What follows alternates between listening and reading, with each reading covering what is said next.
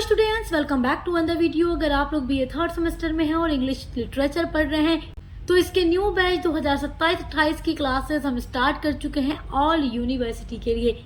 देखिए, जब आप लोग बीए के थर्ड सेमेस्टर में होते हैं और इंग्लिश लिटरेचर को मेजर या माइनर सब्जेक्ट के रूप में पढ़ते हैं तो आपके पेपर का नाम होता है ब्रिटिश एंड अमेरिकन ड्रामा। तो इसकी क्लासेस हम स्टार्ट कर चुके हैं, सिलेबस ऑलरेडी हमने डिस्कस कर लिया है और इसका यूनिट नंबर 1 हम पढ़ रहे हैं। यूनिट नंबर 1 पर ऑलरेडी मैंने 1 वीडियो अपलोड कर दी है जो कि पार्ट 1 की वीडियो है। आज की वीडियो यूनिट नंबर 1 की पार्ट 2 है जिसमें हम आगे के ड्रामास को कवर करने वाले हैं। जिन बच्चों ने पार्ट 1 की वीडियो देखी होगी उन्हें पता होगा कि उन्होंने क्या पिछली वीडियो में पढ़ा था और आज की वीडियो में क्या पढ़ना है। अगर आपने नहीं देखी तो एक बार बता देती हूँ। देखिए, यूनिट नंबर 1 में आपको ड्रामा टाइप्स पढ़ना होता है। ड्रामा टाइप्स के बारे में मैं आपको बता चुकी हूँ पार्ट 1 की वीडियो में। यहाँ पर दोबारा से एक्सप्लेन करने लगूंगी तो हमारा जो मेन टॉपिक है उसको स्टार्ट करने में काफी टाइम लग जाएगा। तो चलिए मेन टॉपिक पर आते हैं और पढ़ना शुरू करते हैं। देखिए, ड्रामा टाइप्स में आपको ट्रेजेडी एंड टाइप्स पढ़ना है, कॉमेडी एंड टाइप्स पढ़ना है, ट्रेजिक कॉमेडी पढ़ना है, एक्सप्रेशनिस्ट ड्रामा पढ़ना है जो कि हमने पार्ट 1 की वीडियो में कवर कर लिया है। आज हम पढ़ेंगे drama of ideas, poetic drama, closet drama, the problem play and theatre of absurd. ये सारे ड्रामास के नाम है, यानी इतने तरीके का ड्रामा होता है। फिर इन ड्रामास में भी अलग अलग टाइप होते हैं जो मैं इस वीडियो में आपको पढ़ाने वाली हूँ। तो 2 पार्ट में आपकी यूनिट नंबर 1 कंप्लीट हो जाएगी। चलिए पढ़ना शुरू करते हैं। तो चलिए सबसे पहले पढ़ते हैं ड्रामा ऑफ आइडिया के बारे में। तो देखिए, आइडिया मतलब क्या होता है? विचार। ड्रामा का मतलब नाटक, तो विचारों का नाटक हिंदी में आप कह सकते हैं। यानी कि ऐसे ड्रामास जो स्टेज पर परफॉर्म किए जाते हैं किसी आइडिया को बताने के लिए। यानी कि जितने भी लोग बैठ करके ड्रामा देख रहे हैं उन सारे ऑडियंस को कोई मैसेज देना होगा, कोई विचार देना होगा, कोई आइडिया देना होगा, जिसके लिए ये ड्रामा परफॉर्म किया जाता है। तो आखिर ये ड्रामा किन आइडियाज के बारे में बताता है, आइए इनको पढ़ते हैं। Drama of ideas means a play in which the main focus is on ideas, opinions and social issues, not on action or romance. देखियो, drama of ideas means, drama of ideas का मतलब होता है ए प्ले, एक नाटक। देखिए, English में आप ड्रामा को प्ले भी कह सकते हैं और हिंदी में नाटक कह सकते हैं। तो ड्रामा ऑफ आइडियाज एक ऐसा प्ले होता है इन विच का मतलब होता है जिसमें, यानी एक ऐसा नाटक जिसमें द मेन फोकस, जो मेन फोकस किया जाता है, इज ऑन आइडियाज, विचारों पर, ओपिनियंस पर, एंड सोशल इशूज, सोशल मतलब सामाजिक, जो समाज में हो रहा है, इशूज मतलब बुराइयां, समाज में जो भी इशूज हैं, बुराइयां हैं, जो गलत चीजें सोसाइटी में हो रही हैं, उनको ड्रामा के थ्रू परफॉर्म करके ऑडियंस को दिखाया जाता है। देखिए, कभी कभी आप लोग कोई ऐसा ड्रामा जरूर देखते होंगे जिसको देखकर आपको सोसाइटी के बारे में पता चलता होगा कि हाँ, सोसाइटी में ये चीजें ऐसे होती हैं, ये कमियां हैं, ये बुराइयां फैली हुई हैं। तो ड्रामा के बारे में ऑडियंस को और लोगों को अवेयर कराया जाता है।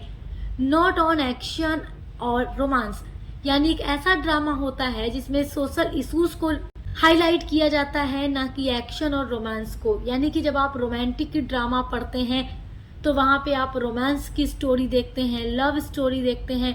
कॉमेडी ड्रामा पढ़ते हैं, वहाँ भी आप एक्शन देखते हैं, कॉमेडी वाला एक्शन देखते हैं, रोमांस देखते हैं। लेकिन ऐसे ड्रामास में आपको एक्शन और रोमांस नहीं मिलेगा, लव स्टोरी नहीं मिलेगी, बल्कि सोशल इशूज देखने को मिलते हैं। A drama of ideas is a play that presents important ideas and social problems through conversations and debates between characters.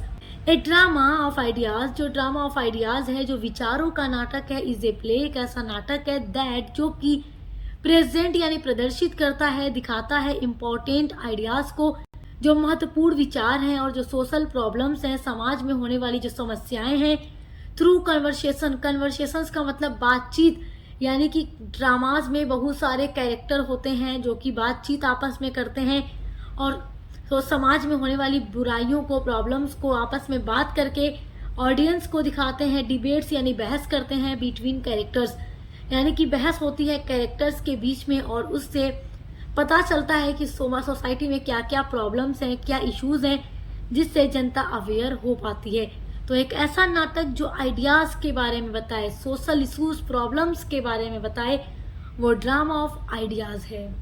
In this play, इस तरीके के नाटक में यानी कि ड्रामा ऑफ आइडियाज में, where character discuss and debate important topics like, यानी कि ड्रामा ऑफ आइडियाज में जहाँ पर कैरेक्टर डिस्कस करते हैं, डिबेट यानी बहस करते हैं, डिबेट मतलब बहस करते हैं इम्पॉर्टेंट टॉपिक्स को। वो कौन कौन से टॉपिक हैं देख लीजिए। सोसाइटी के बारे में डिस्कस करते हैं, एजुकेशन के बारे में कि पढ़ाई कैसी है, सोसाइटी में किस तरीके की एजुकेशन होनी चाहिए या कैसी एजुकेशन है, मोरालिटी के बारे में यानी नैतिकता के बारे में, रिलीजियन के बारे में, पॉलिटिक्स के बारे में, वुमेन्स राइट के बारे में कि महिलाओं के क्या अधिकार होने चाहिए, इन सब के बारे में जो ड्रामा बताता है, जिस ड्रामा को देखकर आपको इन सारे टॉपिक के बारे में नॉलेज हो, आप अवेयर हो, ऐसा ड्रामा ड्रामा ऑफ आइडियाज होता है।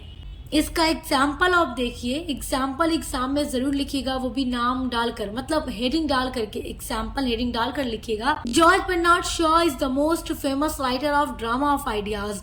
जॉर्ज बर्नार्ड शॉ को ड्रामा ऑफ आइडियाज का बहुत ही फेमस राइटर माना जाता है। फेमस में यहाँ पर ई नहीं रहेगा, okay. This play Man and Superman discuss ideas about society, marriage and human nature.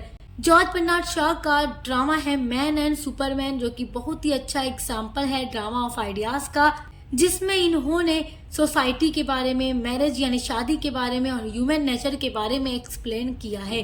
तो आई होप कि आप ड्रामा ऑफ आइडियाज को समझ गए होंगे। आपका जो नेक्स्ट ड्रामा दिया गया है यूनिट नंबर 1 में, वो है पोएटिक ड्रामा। पोएटिक का मतलब होता है जो पोएट्री की फॉर्म में लिखा गया हो, काव्य के फॉर्म में लिखा गया हो। देखिए, जब आप कोई प्रोज या ड्रामा पढ़ते हैं वो प्रोज की फॉर्म में होता है, ऐसे पढ़ते हैं वो प्रोज की फॉर्म में होता है।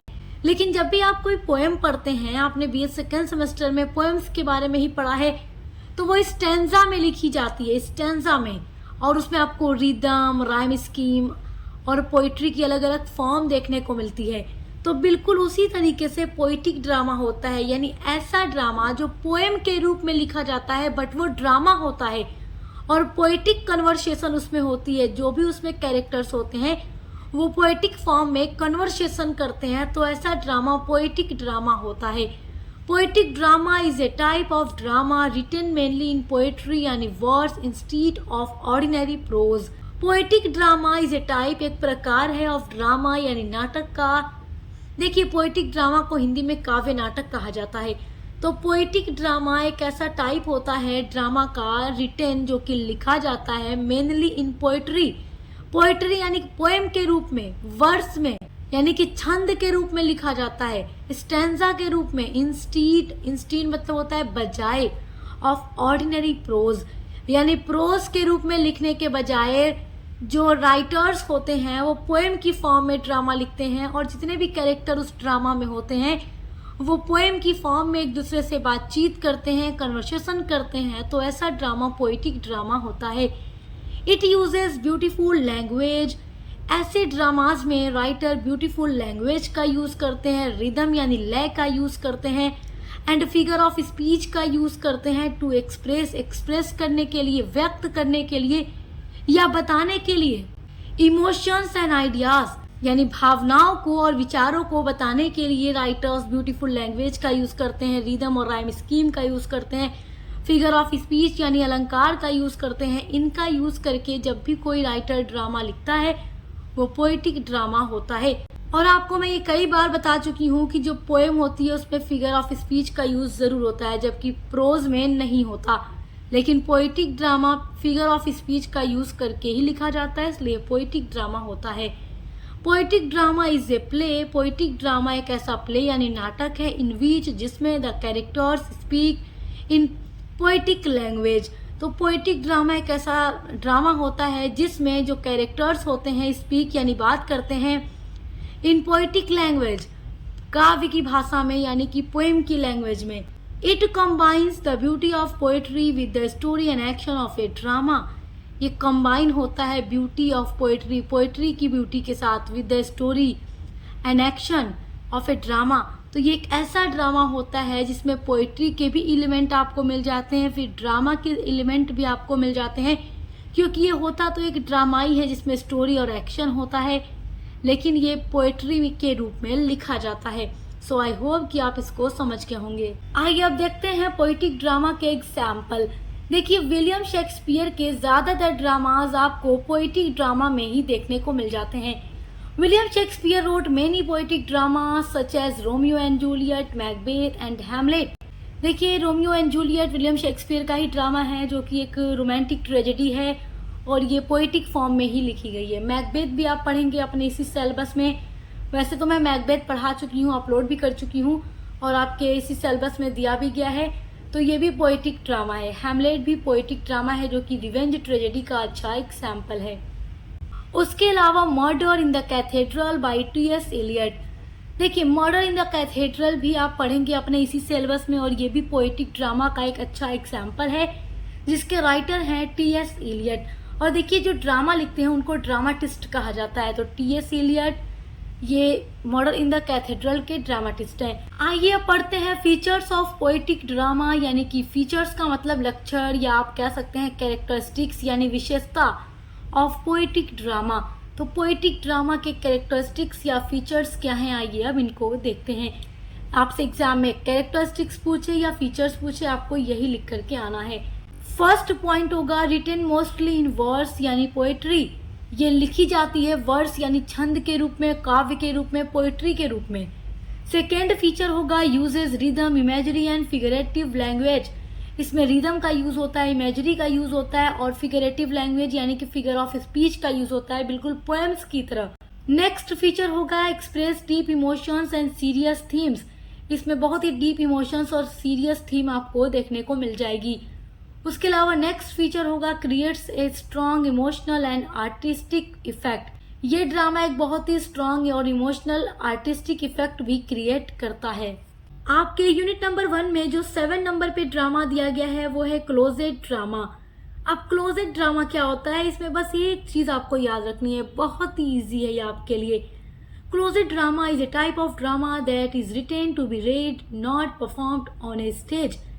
जब मैंने आपको पार्ट 1 की वीडियो पढ़ाई थी तो आप उसमें पढ़े थे, सबसे पहले आपको मैंने पढ़ाया था what is drama.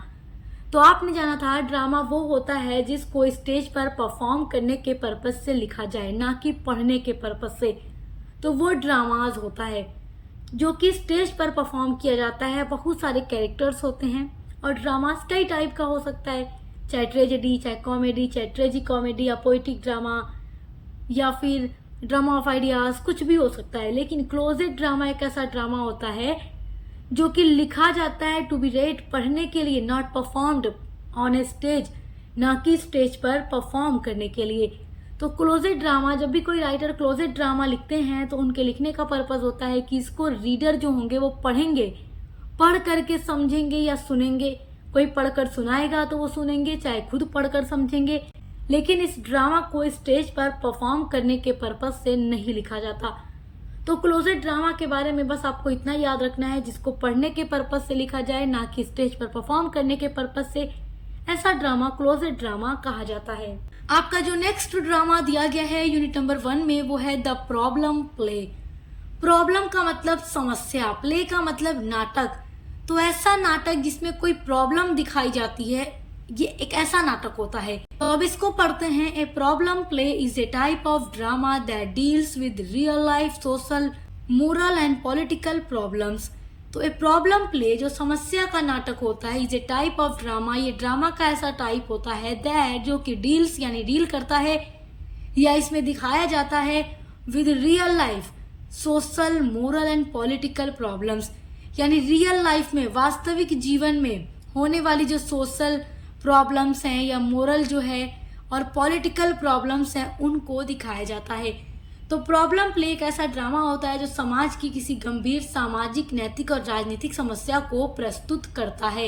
Instead of only entertaining the audience, instead मतलब होता है बजाय, ऑफ ओनली इंटरटेनिंग मनोरंजन करने के बजाय, द ऑडियंस दर्शकों का, दर्शक का मतलब देखने वाले, जो लोग बैठ करके इस ड्रामा को देखते हैं, द प्रॉब्लम प्ले को देखते हैं। तो इस ड्रामा का पर्पस ऑडियंस को एंटरटेन करना, हंसाना या उनका मनोरंजन करना नहीं होता।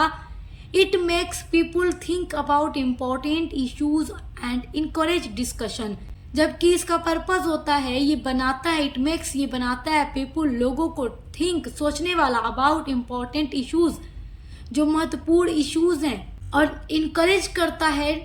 तो देखिए, ये जो ड्रामा होता है ये केवल एंटरटेन करने के पर्पस से नहीं होता, बल्कि ये ऑडियंस को सोचने और समस्या पर विचार करने के लिए प्रेरित करता है। ये बताता है लोगों को कि तुम इन सारी टॉपिक पर सोचो कि सोसाइटी में ये चीज़ें कैसी हैं, कैसे हो रही हैं, क्या गलत है, क्या सही होना चाहिए। तो ये ड्रामा इन चीज़ों के बारे में बताता है।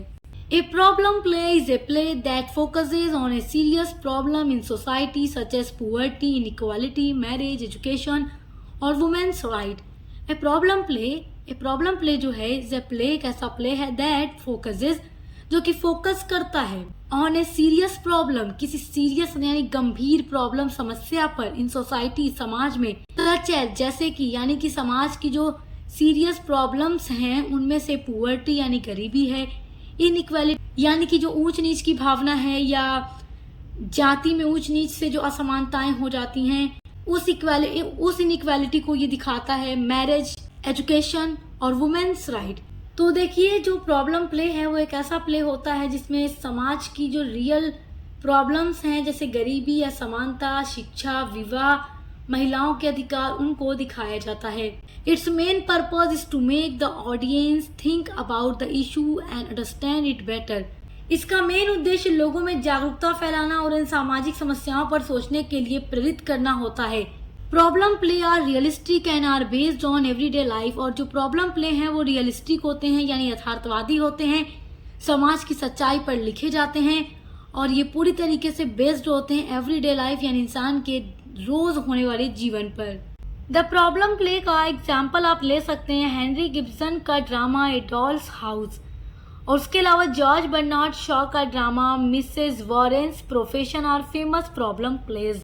तो जॉर्ज बर्नार्ड शॉ या फिर हेनरी गिब्सन, ये सारे बहुत ही famous the problem play writer थे, और ए डॉल्स हाउस जिसके राइटर हेनरी गिब्सन है, ये भी एक बहुत ही अच्छा और फेमस प्रॉब्लम प्ले ड्रामा है। और उसके अलावा Mrs Warren's Profession by George Bernard Shaw, ये भी एक बहुत ही फेमस द प्रॉब्लम प्ले है। आइए अब पढ़ते हैं आपके यूनिट नंबर 1 में जो लास्ट ड्रामा दिया गया है, द थिएटर ऑफ एब्सर्ड। ये क्या होता है? तो देखिए, the theatre of absurd drama को समझने के लिए सबसे पहले आपको थिएटर और एब्सर्ड की अलग अलग मीनिंग समझनी होगी। तो पहले हम समझेंगे थिएटर क्या होता है। A area in which play and other dramatic performance are given. Theatre एक ऐसा एरिया होता है इन विच जिसमें कोई भी प्ले या अदर जो ड्रामेटिक परफॉर्मेंस हैं वो प्रेजेंट किए जाते हैं, दिखाए जाते हैं। थिएटर के बारे में तो आप जानते ही हैं, मूवी वगैरह देखने के लिए बहुत लोग थिएटर जाते भी होंगे। तो ऐसी जगह जहाँ पर कोई भी ड्रामा या ड्रामेटिक परफॉर्मेंस दिखाए जाए वो थिएटर कहा जाता है। एब्सर्ड का मतलब होता है नॉनसेंस, इलॉजिकल और इनएप्रोप्रिएट, यानी कि जो एकदम नॉनसेंस हो, बेवजह हो, इलॉजिकल हो, बेहुदा हो, मतलब ऐसी चीजें जिसमें दिखाई जाए वो होता है एब्सर्ड। तो थिएटर ऑफ एब्सर्ड का मतलब आप पूरा अंदाजा लगा सकते हो कि एक ऐसा ड्रामा जिसमें कोई ऐसी स्टोरी होती है जो पूरी तरीके से मीनिंगलेस होती है, नॉनसेंस होती है, इलॉजिकल होती है, जिसको आप पढ़ेंगे या देखेंगे तो आपको कोई भी एक मीनिंग समझ नहीं आएगी, कोई भी प्लॉट नहीं आपको समझ आएगा और आपको देखकर लगेगा क्या बकवास स्टोरी है, मतलब कोई इसमें वजह ही नहीं है अच्छे होने की, एकदम नॉनसेंस थी। मतलब आप लोग कभी ऐसा कुछ देखते होगे तो कहते होगे ना बिल्कुल भी अच्छा नहीं था। तो ऐसा ही ड्रामा जो पूरी तरीके से नॉनसेंस हो, इलॉजिकल हो, उसको द थिएटर ऑफ एब्सर्ड कहते हैं।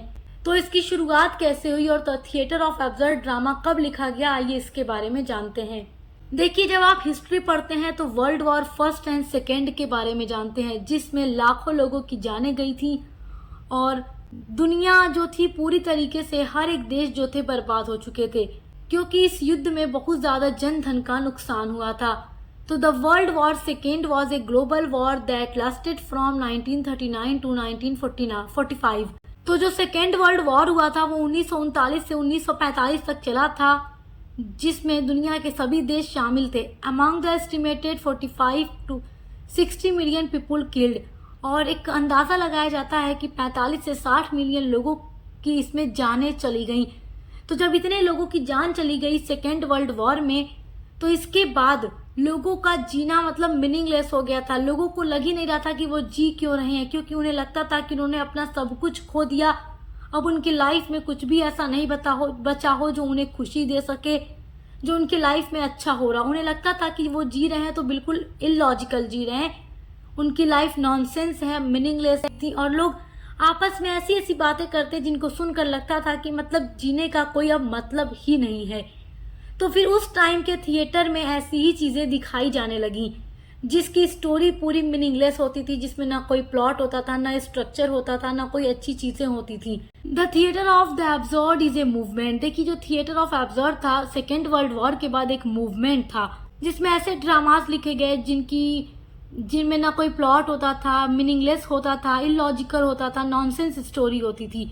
The human situation was basically meaningless and absurd. तो देखिए, सेकेंड वर्ल्ड वॉर के बाद जो इंसानों की सिचुएशन थी वो बेसिकली मीनिंगलेस हो गई थी, एब्सर्ड हो गई थी। लोग बेतुकी बातें करते थे जिसमें कोई मीनिंग नहीं होता था, लोगों की लाइफ में कोई खुशी नहीं थी। इस तरीके से लोग रिएक्ट करते थे। तो ये जो ड्रामा होता था, इसमें ना कोई प्लॉट होता था, there are no plot, no purpose, no structure and ending is absurd with no solution. तो देखिए, उस टाइम लोगों की लाइफ जिस तरीके की मीनिंगलेस और एब्सर्ड हो गई थी, उसी टाइम पर ये मूवमेंट चलता है और ऐसा ड्रामा लिखा जाने लगा, थिएटर में दिखाया भी जाने लगा, जिसमें ना कोई प्लॉट है, ना कोई पर्पस है, ना कोई स्ट्रक्चर है, ना ही हैप्पी एंडिंग है और ना ही कोई अच्छा सॉल्यूशन आपको देखने को मिलता है। मतलब आप कोई भी ड्रामा पढ़ते हो तो कोई ना कोई आपको मीनिंग मैसेज मिलता है, कोई एंडिंग मिलती है, कोई पर्पस देखने को मिलता है। लेकिन the theatre of absurd drama में बिल्कुल नॉनसेंस स्टोरी होती है। अब आइए जानते हैं कि जो वर्ड एब्सर्ड है या जो थिएटर वर्ड है, ये आया कैसे और किस तरीके से ऐसे ड्रामाज लिखे गए। The term absurd is a philosophical term. देखिए, जो एब्सर्ड टर्म है, ये जो वर्ड है, ये एक फिलोसफिकल टर्म है। It was first use by French philosopher Albert cameo. तो देखिए, इस वर्ड को सबसे पहली बार यूज किया गया था, एक फ्रेंच फिलोसोफर थे, यानी फ्रांस के फिलोसोफर दार्शनिक थे, जिनका नाम था अल्बर्ट कैमू। तो उन्होंने सबसे पहले अपने एस्से द मिथ ऑफ सिसिफस में इस वर्ड को, एब्सर्ड वर्ड को यूज किया था, जिसका मतलब होता है nonsense, illogical, meaningless. The myth of Sisyphus was published in 1942।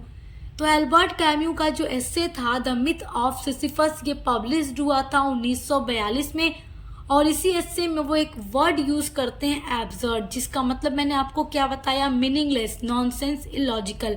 तो इस एस्से में एक कैरेक्टर होता है जिसका नाम होता है सिसिफस, और इसकी जो लाइफ है बिल्कुल इलॉजिकल है, मीनिंगलेस है, और इस हिस्से में कोई प्लॉट आपको नजर नहीं आएगा। जैसे कि आप देखेंगे इस हिस्से में क्या है, सिसिफस नाम का कैरेक्टर है जिसको एक सजा दी गई है कि उसकी लाइफ में क्या होता है, वो एक चट्टान जो पहाड़ से लुढ़कती हुई नीचे आती है, और सिसिफस जो होता है उस चट्टान को धक्का देकर पहाड़ की चोटी तक पहुंचाता है, ऊपर तक पहुंचाता है। जैसे ही वो चट्टान ऊपर तक पहाड़ की चोटी तक पहुंचती है, और फिर जब सिसिफस वहां से आने की कोशिश करता है उस चट्टान को वहां तक पहुंचाकर, तो वो चट्टान दोबारा से वहां से नीचे की ओर लुढ़कने लगती है। फिर सिसिफस उसको रोकने की कोशिश करता है, उसके बाद फिर उसको ऊपर तक लेकर जाता है, फिर ऊपर पहुंचती है तो फिर वो लुढ़क कर नीचे आती है, और यही प्रोसेस सिसिफस की लाइफ में चलता है। मतलब उसकी लाइफ में जो सजा है एक चुनौती बन गई है, जिसको वो एक्सेप्ट करता है और इससे रोज संघर्ष करता है। तो आपको इससे अंदाजा लग रहा होगा कि सिसिफस की लाइफ मीनिंगलेस है, इलॉजिकल है। तो इसीलिए इस एस्से में एब्सर्ड वर्ड को इन्होंने यूज किया है। किसने यूज किया? एल्बर्ट कैम्यू ने। आइए अब जानते हैं कि जो पूरा वर्ड है थिएटर ऑफ द एब्सर्ड, ये कैसे बना। The term theatre of absurd was first coined by Marlin Esslin in his book the theatre of absurd. देखिए, मार्लिन एसेलिन का एक बुक पब्लिश्ड हुआ 1961 में, जिसका नाम है the theatre of the absurd, और इसी बुक में इन्होंने सबसे पहली बार इस पूरे वर्ड को यूज किया, पूरे टर्म को यूज किया, थिएटर ऑफ द एब्सर्ड, यानी एक ऐसा ड्रामा जो बेतुका है, मीनिंगलेस है, इलॉजिकल है, नॉनसेंस है। आइए अब जानते हैं थिएटर ऑफ एब्सर्ड के फेमस राइटर के बारे में। Samuel Beckett was famous writer of theatre of absurd. He was born in Ireland. He wrote in both English and French. देखिए, ये आयरलैंड में पैदा हुए थे और ये सबसे ज़्यादा फेमस राइटर माने जाते हैं थिएटर ऑफ एब्सर्ड के लिए, और इन्होंने अपने जितने भी वर्क लिखे इंग्लिश में भी लिखे और फ्रेंच में भी लिखे हैं। He won the Nobel prize for literature in 1969। Samuel Beckett को लिटरेचर में नोबेल प्राइज भी दिया गया 1969 में। आइए अब देखते हैं फेमस एब्सर्ड ड्रामा जो कि इन्होंने लिखा है। वेटिंग फॉर गोडोट जो कि 2 एक्ट प्ले है। ये वेटिंग फॉर गोडोट एक ड्रामा है जिसके राइटर सैमुअल बेकेट हैं, जो कि एक थिएटर ऑफ एब्सर्ड ड्रामा है जिसकी स्टोरी भी आपको बिल्कुल एब्सर्ड देखने को मिलेगी, मीनिंगलेस देखने को मिलेगी। देखिए इसका फ्रेंच टाइटल है एन अटेंडेंट गोडोट, जो कि 1952 में लिखा गया। उसके बाद इंग्लिश में भी ये पब्लिश्ड हुआ। तो इसका मतलब क्या है, देखो इस ड्रामा के अंदर 2 कैरेक्टर होते हैं। एक कैरेक्टर का नाम है व्लादिमीर और दूसरे का नाम है इस्ट्रैगॉन। अब ये दोनों ही गॉड का वेट करते हैं। वेटिंग फॉर गोडोट का मतलब है गॉड का इंतज़ार करना कि एक दिन गॉड आएगा। लेकिन बताइए गॉड का अगर इंतज़ार किया जाए तो गॉड आएगा? नहीं आएगा। लेकिन इन्हें यकीन है कि गॉड आएगा। ये गॉड का वेट करते हैं और इनकी पूरी लाइफ मीनिंगलेस है, तो इसलिए ये एक एब्सर्ड ड्रामा है। उसके अलावा भी सैमुअल बेकेट्स ने अदर कई ड्रामाज लिखे हैं, जैसे कि एंड गेम जो कि 1 एक्ट प्ले है, या हैप्पी डेज जो कि 2 एक्ट प्ले है। ये सब सैमुअल बेकेट के फेमस एब्सर्ड ड्रामाज हैं। सो आई होप कि आप आज की वीडियो में जितने भी ड्रामाज मैंने आपको समझाया है वो आप समझ गए होंगे। पूरा नोट्स मैं खुद आपके लिए तैयार करती हूँ ताकि आपको एक आइडिया लग सके कि एग्जाम में जाकर किस तरीके से आपको अपना आंसर लिखना है। तो अगर वीडियो आपको हेल्पफुल लगी है और टॉपिक आपको समझ आया है तो हमारे चैनल को सब्सक्राइब ज़रूर कीजिएगा, क्योंकि यहाँ पर आपको अपने BA के हर एक सब्जेक्ट की क्लासेस बिल्कुल फ्री ऑफ कास्ट देखने को मिलेगी। एग्ज़ाम की तैयारी करने के लिए model paper, solve model paper, important question answer सब कुछ आपको प्रोवाइड किया जाता है, जिससे आप अपने एग्ज़ाम की तैयारी अच्छी कर सकते हैं। तो सब्सक्राइब करना मत भूलिएगा। मिलते हैं अगली वीडियो के साथ।